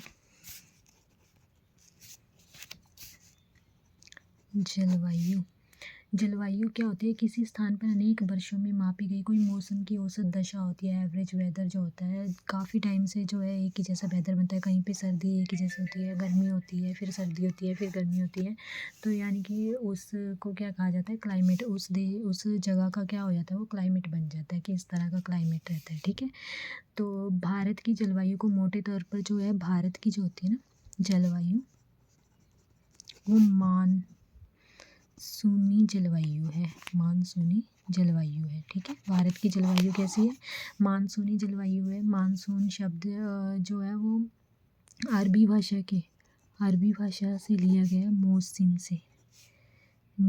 से लिया गया है मानसून शब्द, ठीक है, और जिसका अर्थ होता है मौसम। भारत की स्थिति जो है उष्ण कटिबंध में होने के कारण अधिकतर वर्षा जो है मानसूनी पवन से होती है। जहाँ जहाँ पे जो है ज़्यादातर वर्षा क्या होती है, मानसून पवन से क्या होती है, बारिश होती है, वर्षा। ठीक है। और इसी कारण जो है कृषि जो है भारत की, कृषि जो हमारी भारत की है वो निर्भर करती है वर्षा पर। ठीक है। मानसूनी जलवायु है हमारे भारत की, और मानसून पवन के कारण जो है यहाँ पे वर्षा होती रहती है, और कृषि जो है वो वर्षा पर ही डिपेंड करती है। ये हो गया क्लियर। और सबसे अधिक वर्षा जो होती है वो होती है मौसिन राम में। ठीक है, ये ज़रूर याद रखना, ये क्वेश्चन आ जाता है। मौसिन राम में क्या है, सबसे अधिक वर्षा होती है। ये मेघालय में है। ठीक है, मेघालय में है ये। इसके बाद जो है किसी भी स्थान की जलवायु डिपेंड करती है कि वहाँ पे इस पास में कोई समुद्र है, समुद्र से कितनी दूरी है, कितना उसका जो ऊंचाई है, वो सबसे निर्भर करती है। ठीक है, ये सब तो आपको पता होगा। तो ये हो गया हमारे जलवायु के बारे में। इसके बाद जलवायु के बाद जलवायु के प्रकार बताए गए हैं। एक तो होता है उष्णकटिबंधीय वर्षा वन। ठीक है, उष्णकटिबंधीय वर्षा वन, उष्णकटिबंधीय वर्षा वन। ठीक है, यहाँ पे इसको जो है नाम दिया जाता है भूमध्य रेखीय जलवायु भी कहा जाता है। ठीक है, इसमें क्या होता है, उष्णकटिबंधीय वर्षा वन को जो है एक जो कहा जाता है, इन्हें सदाबहार वन भी कहा जाता है। कैसे कि यहाँ पे जो होते हैं ना वन भूमध्य रेखा एवं उष्णकटिबंध के पास पाए जाते हैं। ये भूमध्य रेखा के पास पाए जाते हैं। ठीक है, भूमध्य रेखा के पास पाए जाते हैं। और यहाँ पे क्षेत्र क्या होते हैं, गर्म होते हैं, गर्म क्षेत्र होते हैं, जिसके कारण यहाँ पे क्या होती है, अत्यधिक वर्षा होती है। जब ज़्यादा से ज़्यादा बारिश होगी तो यहाँ का जो मौसम है वो कभी भी क्या हो जाता है, शुष्क नहीं होता, शुष्क नहीं होता। राइटिंग पे मत जाना, बस समझ लेना। ठीक है, मौसम जो है कभी शुष्क नहीं होता। जब मौसम कभी शुष्क नहीं होगा तो यहाँ पे जो है पेड़ जो है हमेशा एवरग्रीन रहेंगे, सदाबहार रहेंगे। ठीक है, तो इसलिए जो है इसको जो है उष्णकटिबंधीय वर्षा वन, यहाँ पे याद रख लेना, उष्णकटिबंधीय वर्षा वन आ गया, यानी जहाँ पे ज़्यादा गर्म रहता है जहाँ पे जगह, और वर्षा वन है तो यानी कि वर्षा होती है, ज़्यादा से ज़्यादा बारिश जहाँ होगी तो वहाँ पे कभी भी क्या है, शुष्क होगी नहीं जगह, जिसके कारण वो हमेशा क्या है, सदाबहार रहेगी। ठीक है, ये हो गया उष्णकटिबंधीय वर्षा वन। तो उष्णकटिबंधीय वर्षा वन जो है इस जलवायु के अंतर्गत आने वाले क्षेत्र जो होते हैं अमेजन बेसिन और कांगो बेसिन और इंडोनेशिया है। तो ये ज़रूर याद रख लेना। ठीक है, यहाँ पे चौड़ी पत्तियों वाले सदाबहार वन पाए जाते हैं। ये हो गया एक, दिन रात लगभग यहाँ पे बराबर होते हैं। ओके, इसके बाद आ जाते हैं मानसूनी जलवायु। तो हमने क्या कहा कि भारत की जो क्या है मानसूनी जलवायु है। ठीक है, मानसूनी जलवायु में क्या हो जाता है कि यहाँ पे जो है मानसूनी हवाएं चलती हैं, पवनें चलती हैं, जिसकी वजह से क्या है यहाँ पे वर्षा तो होती है, अधिक वर्षा गर्मियों में होती है, ज़्यादातर वर्षा कब होती है, गर्मियों में होती है। यहाँ वर्षा जो है मानसूनी पवनों के कारण जो है बारिश होती है। यहाँ पर वर्षा मौसम पर आधारित है। तो यहाँ पे अब आपने आसपास आपने पेड़ देखे होंगे, पेड़ों की पत्तियां झड़ती भी हैं, फिर वापस से वो ग्रीन हो जाती हैं, फिर से पत्ते आ जाते हैं, सब कुछ हो जाता है। ठीक है, तो वनस्पति कैसी हुई, यहाँ की पतझड़ी प्रकृति की वनस्पति होती है, यानी कि हमारे इंडिया में जो है जो यहाँ पे है पतझड़ी प्रकृति, यानी मानसूनी जलवायु है हमारे इंडिया की। तो यहाँ पे क्या है, प्रकृति वनस्पति जो है पतझड़ी प्रकृति की होती है, ये याद रखना। ठीक है, और यहाँ पर लगभग 200 सेंटीमीटर वार्षिक वर्षा होती है। मानसूनी पवनें हो गया।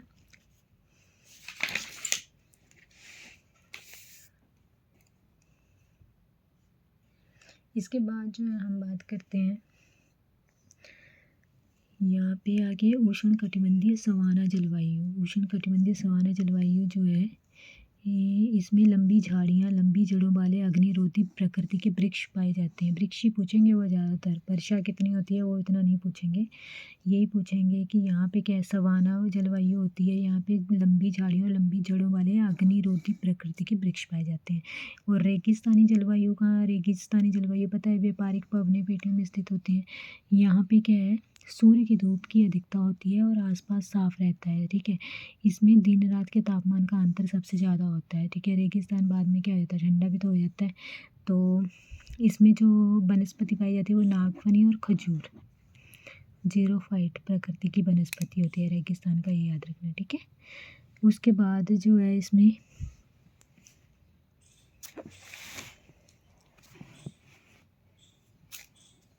एक ये भी याद रख लो, शंकुधारी वन भी आते हैं, जिसमें दिए नहीं है। शंकुधारी वन, देखें शंकुधारी वन कैसे होते हैं, ऐसे, बिल्कुल ऐसे ऊपर शंकु की तरह बने होते हैं, ठीक है। ऐसे होते हैं वन, जिन्हें टैंगा भी कहते हैं। क्या कहते हैं, टैंगा। टैंगा, ये दिया ना टैंगा जलवायु, ठीक है। तो यहाँ पे क्या होते हैं, शंकुधारी वृक्ष पाए जाते हैं। इसका नाम, इस क्षेत्र में मिलने वाले शंकुधारी वृक्षों के नाम पर इसका नाम रखा है टैंगा, ठीक है। यहाँ पे ग्रीष्म ऋतु छोटी और ठंडी होती है। यहाँ पे जो गर्मी होती है ना, वो जो है छोटी होती है और ठंडी ज़्यादा होती है यहाँ पे। और शरद ऋतु का बहुत ही शीत और लंबी होती है। शरद ऋतु में ठंड ऑब्वियसली ग्रीष्म ऋतु में ठंडी होती है, तो फिर शरद ऋतु में तो ठंडी होएगी होएगी, तो लंबी होती है और ज़्यादा होती है, ठीक है। ये याद रख लेना। इसकी लकड़ी जो है ना, वो लकड़ी जो है अच्छे स्रोत है, किस लिए, फर्नीचर के काम आती है टैगा वन की, ठीक है। ये याद रख लेना, टैगा वन का याद रख लेना। शंकुधारी वृक्ष पाए जाते हैं। इसके बाद जो है टुंड्रा जलवायु भी आती है। इस क्षेत्र में ग्रीष्म ऋतु में केवल इतना तापमान होता है कि बर्फ़ की ऊपरी परत पिघल जाए, जबकि शीत ऋतु में यहाँ खूब बर्फ़ गिरती है। टुंड्रा में का ये नाम याद के रख लें कि ठंड के मारे वैसे ही हो जाते होंगे। तो बर्फ़ की ऊपरी परत जो है गर्मियों में पिघल जाती है, लेकिन पूरी तरह नहीं पिघलती। और शीत ऋतु में क्या है, खूब बर्फ़ गिरती है। 8 महीने बर्फ़ से ढके रहते हैं ये, ठीक है।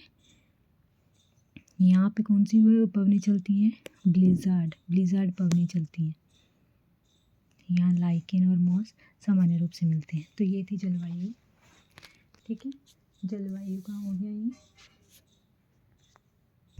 तो अब हम बात करते हैं पवन के बारे में, यानी पवनें, ठीक है। पवनों के बारे में बात करते हैं। तो पवनें क्या होती हैं, जो एक स्थान से एक निश्चित दिशा में चलती हुई जो वायु होती है उसे पवन कहते हैं, ठीक है। उच्च दाब से निम्न दाब की ओर चलती है। तो इसकी जो है 3 प्रकार होते हैं। एक स्थायी पवनें होती हैं, सामयिक पवनें होती हैं, एक स्थानीय पवनें होती हैं। तो पहले जल्दी से कर लेते हैं। स्थायी पवनें, देखिए आपने तो डिटेल में सब कुछ पढ़ा होगा, मैं जस्ट रिवाइज करवा रही हूँ। स्थायी पवनें, तो स्थायी पवनें क्या होती हैं, ये ना व्यापारिक होती हैं, ठीक है। व्यापारिक पश्चिमी एवं पूर्वी पवनें स्थायी पवनें होती हैं। ये वर्ष भर लगातार निश्चित दिशा में चलती है। स्थायी है ये, तो स्थायी रूप से चलती रहेंगी, एक निश्चित दिशा पे चलती रहती है, निश्चित दिशा में चलती रहती हैं, ठीक है। निश्चित दिशा में चलती हैं, स्थायी है यानी स्थायी रहेंगी। और उसके बाद दूसरा आ जाता है स्थायी पवनों में इन्होंने ये भी किया है, व्यापारिक पवनें होती हैं, मैंने बताया आपको, ठीक है। ये व्यापारिक पवनें होती हैं, व्यापार करने के लिए बढ़िया होता है, क्योंकि इनका पता होता है कि स्थायी पवनें हैं, इधर से उधर तक की चलेंगी, तो पवनें के बारे में ज़्यादा, जलवायु के बारे में नहीं पता होता है, इस कारण यहाँ पे व्यापार करना बहुत ईजी हो जाता है, ठीक है। तो इसके बाद जो आएंगी सेकंड, मौसमी पवनें भी कहते हैं इनको। सामयिक पवनें जो होती हैं ना, इसे मौसमी पवनें भी कहते हैं। मौसमी पवनें इसमें क्या होता है कि ये पवनें जो हैं अपनी दिशा बदलती रहती हैं। इनकी दिशा जो है, दिशा बदलती रहती है, दिशा बदलती रहती है। स्थायी में तो स्थायी रहती हैं, लेकिन इनकी दिशा बदलती रहती है। मौसमी पवनें होती हैं, मौसम पे डिपेंड करता है। जैसे हमारे भारत की क्या है, मानसूनी पवनें हैं, ठीक है। कभी उच्च दाब हो सकता है, निम्न दाब हो सकता है, ठीक है। ये हो गया हमें सामयिक पवनें। इसके बाद जो आ जाती है अगला, तीसरा, स्थानीय पवनें। स्थानीय पवनें क्या होती हैं, ये पवनें किसी छोटे क्षेत्र में वर्ष या दिन के किसी विशेष समय में चलती हैं। यानी या तो ये पवनें जो हैं किसी छोटे क्षेत्र में वर्ष या दिन के किसी समय में विशेष समय में चलती हैं, ठीक है। जैसे समुद्री होगी, समुद्री पवनें होगी, 1 मिनट क्या लिख रही हूँ, समुद्री पवनें, ठीक है। तो ये स्थानीय पवनें होती हैं, स्थान से ही पता चल रहा है, ठीक है। किसी एक छोटे क्षेत्र में हो गई है, किसी दिन में के किसी एक विशेष समय में चलती हैं, ठीक है। ये हो गया हमारी स्थानीय पवनें। तो इसके साथ पवनों का चैप्टर भी हुआ ख़त्म। आप जल के बारे में देख लीजिए। जल का बताइए आपको, रासायनिक प्रतिमान का H2O है, ठीक है। और हाइड्रोजन के 2 परमाणु तथा ऑक्सीजन का 1 परमाणु होता है जल के एक अणु में। हाइड्रोजन जल, ये तो पता चल गया ना H2O से। और जल द्वारा ही हमारे शरीर का 65% भाग निर्मित है, जैसे 70% बोलते हैं वैसे। और जल जीवन के लिए एक क्या अति आवश्यक घटक है और इसके बिना जीवन संभव नहीं है। तो मृदु जल क्या होता है? मृदु जल वो होता है जो साबुन के साथ झाग बन जाता है, शीघ्र जो है झाग निकल आता है साबुन के साथ जब साबुन लगाते हैं। ये हो गया अशुद्ध जल हो गया, वर्षा का जल हो गया और अलवणीय जल हो गया। कठोर जल वो होता है जो शीघ्रता से साबुन के साथ जो झाग नहीं देता है, तो कठोर जल कहलाता है। जैसे समुद्र का जल हो गया, नदी का जल हो गया, कुएं का जल हो गया, नल का जल हो गया, ठीक। ये याद रख लेना। इसके बाद हम बात करते हैं ज्वार भाटे की। 1 मिनट, यहाँ पे पहले महासागरीय परिसंचरण ये दिए जल की गतियाँ, ये समझ लेते हैं ये क्या होता है। ये समझेंगे तो ज्वार भाटा इजली समझ आ जाएगा, ठीक है। तो महासागरीय जल की गतियाँ, महासागरीय जल की गतियाँ, ठीक है। तालाब और झील के शांत जल के विपरीत जो है महासागरीय जल हमेशा, अभी देखिए महासागरीय जल क्या होता है, ये शांत नहीं रह पाता, कभी शांत नहीं रह पाता, ठीक है। जैसे तालाब होता है, तालाब का पानी क्या है, शांत रहता है। लेक होगी, वहाँ पे भी शांत रहता है, लेकिन इसका ये जो है कभी शांत नहीं रहता है। ये महासागरों की जो गतियाँ हमेशा गतिमान ही रहता है। इसमें तरंगे आती हैं, ज्वार भाटे आते हैं, धाराएँ आती हैं, तूफान में तेज वायु चलने से भी तरंगे उत्पन्न होती हैं। कभी भूकंप आता है, ज्वालामुखी वगैरह होता है, ये सब चीज़ें होती हैं, ठीक है। भूस्खलन हो गया, ठीक है, लैंडस्लाइड्स जो होते हैं। तो ये समुद्र के जल जो क्या है, ये महासागरीय परिसंचरण होता रहता है। कभी लहरें आती हैं, कभी ज्वार भाटा उत्पन्न होता है, धाराएं उत्पन्न होती हैं, ठीक है। अब हम पढ़ते हैं लहरें क्या होती हैं। लहरें क्या होती हैं बेब्स? जब सागर में लहरें पवन के द्वारा क्या सागर की सतह को क्या होती है, ऊर्जा हस्तांतरण के फलस्वरूप उत्पन्न होती हैं। आपने लहरें देखी होंगी, कभी ऊपर नीचे उठने लगती हैं, वो लहरें तरंगे उठती हैं, ठीक है, उनको कहा जाता है। कभी लहरों की गति जो होती है तेज होती है, कभी कम होती है, ठीक है। कभी कभी ये भारी क्षति पहुंचाती है, लेकिन कभी कभी नहीं, ठीक है। तो ये हो गया लहरों के बारे में। इसके बाद हम पढ़ते हैं ज्वार भाटा। ये ज्वार भाटा, ज्वार भाटा क्या होता है? देखो, दिन में 2 बार नियम से जो है, 2 बार जो है दिन में 2 बार दिन में, ठीक है, महासागरीय जल का उठना और गिरना जो कहलाता है वो होता है ज्वार भाटा, ठीक है। जब सबसे ज़्यादा ऊंचाई तक उठकर जल जो है तट के बड़े हिस्से को डुबो देता है, जो जैसे ये है ना, ये यहाँ पे पानी पानी है, ये तट है यहाँ पे, ठीक है, किनारा। जब बहुत से ज़्यादा ऊंचाई तक उठ के जो है पानी जो है इस तट को क्या कर देगा, डुबो देगा, तब उसे कहा जाता है ज्वार, ठीक है। देखा है ना आपने पानी, जब बहुत ज़्यादा पानी ऊपर तक जाएगा तब वो डुबो देगा तट को, किनारे को, तो उसे कहा जाता है ज्वार। लेकिन जब वो अपने निम्न स्तर पे आ जाएगा, नीचे आ जाएगा, निम्न स्तर पे आ जाएगा, तो उसे पीछे हट जाएगा, उसे कहा जाता है भाटा, ठीक है। बस इतना है ज्वार भाटे के बारे में।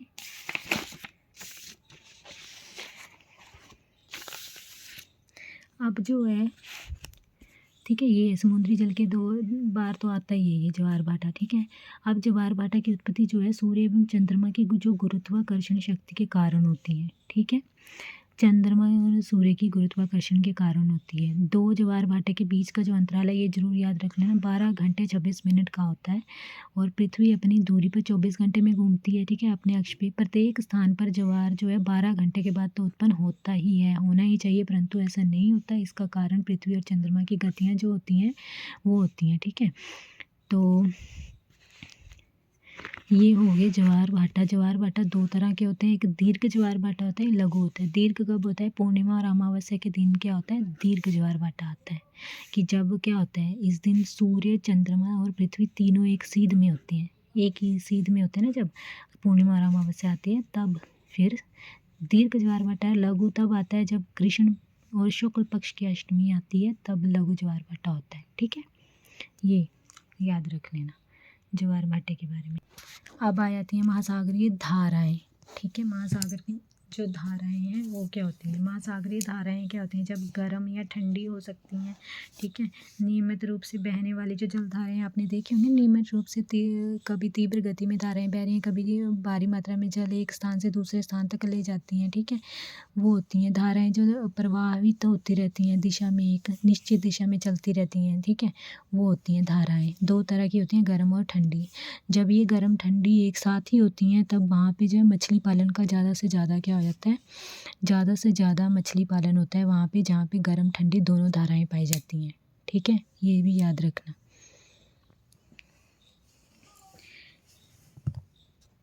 अब हम बात करेंगे महाद्वीप के बारे में।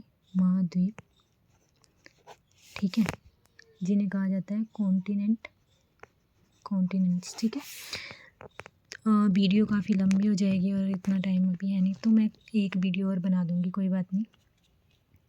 तो ये क्या होता है, हमारे कितने महाद्वीप हैं? 7 महाद्वीप हैं। ठीक है, पहले नंबर पे आ जाता है एशिया, देन उसके बाद अफ्रीका, फिर उत्तरी अमेरिका, दक्षिण अमेरिका,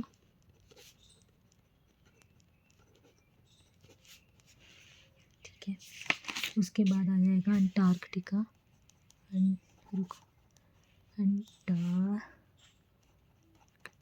अंटार्कटिका।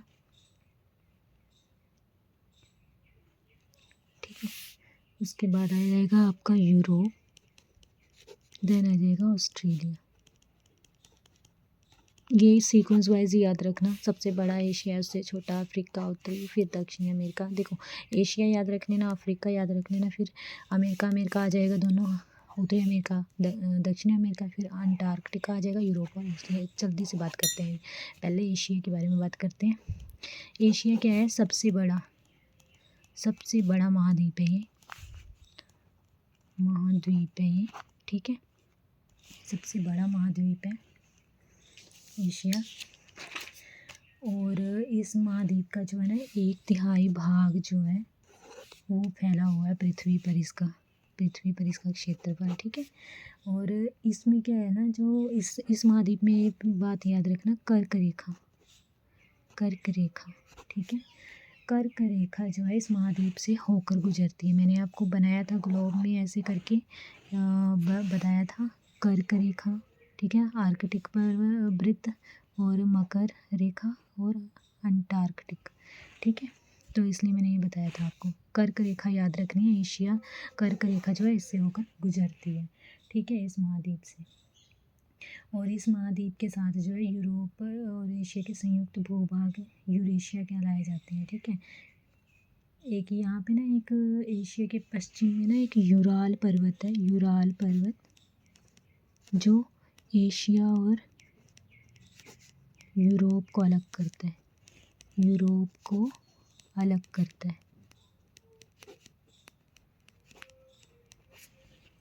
ठीक है, तो इस एशिया महाद्वीप में सबसे ज़्यादा जो फसल होती है वो होती है चावल, जूट, कपास, ठीक है, सिल्क, इन सब के उत्पादन होता है ज़्यादा। ठीक है, तो ये याद रखना है इसमें। उसके बाद जो अगला है आपका महाद्वीप, ये मेरी बेटी ने किया है, ये कॉपी पे चित्रकारी।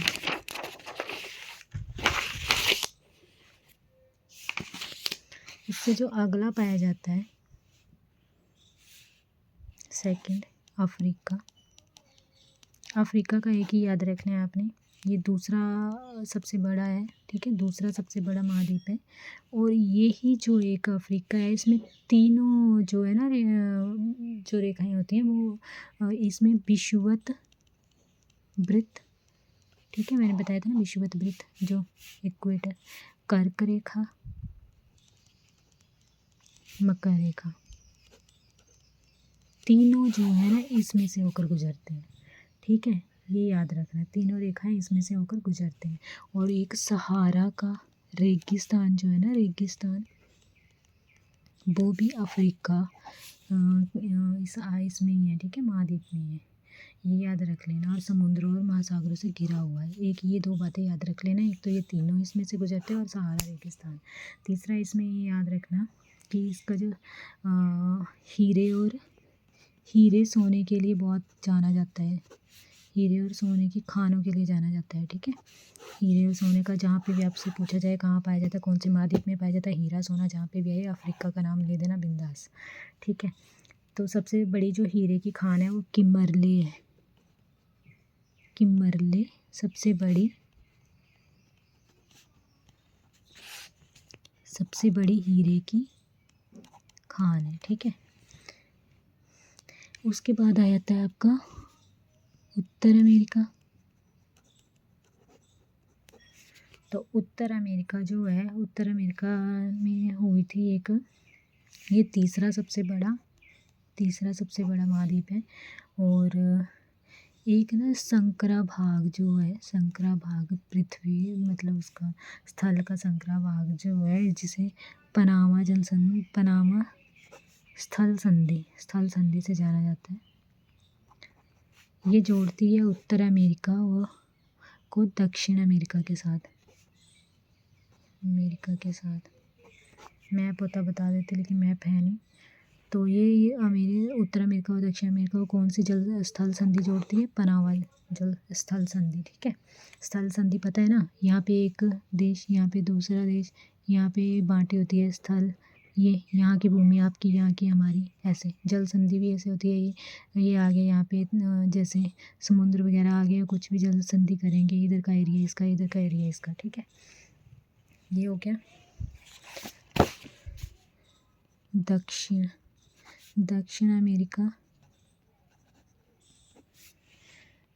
अमेरिका में जो है,